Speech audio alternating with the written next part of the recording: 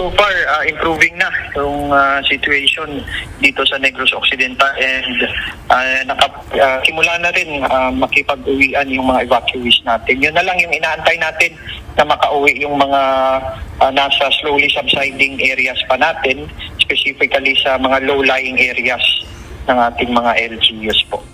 Nakaranas ng matinding pagbaha ang 5 bayan sa lalawigan sa Negros Occidental simula kahapon December 22. Bunsod ito sa walang tigil na pag-ulan na naranasan sa probinsya.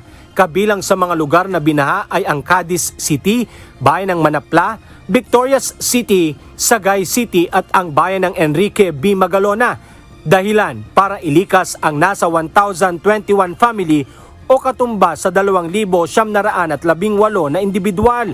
Sa ilang video at larawang kuha ng Philippine Red Cross Negros Occidental, Bacolod City Chapter, makikita ang magdamag na ginawang rescue operation sa mga residenteng apektado ng kalamidad. Karamihan sa mga residente ay nasa mga ibabaw na ng mga bubong ng bahay kinuha dahil sa mataas na tubig sa kanilang lugar. Makikita rin sa video na karamihan sa mga inilikas ay mga bata. Kapansin-pansin din ang malakas na pag-agos ng tubig sa ilang mga kabahayan kasabay ng ginagawang rescue operation ng Red Cross. Makikita rin ito sa kuha naman sa isang social media post ni JM Vibes. Pero ayon kay Senyor, agad din namang humupa ang tubig ngayong araw kasabay nito. Pinayagan din umanong makauwi ang ilang residente habang unti-unting nababawasan na ang tubig baha. As of this morning po, naka-decamp na po yung halos lahat ng mga evacuation centers po natin.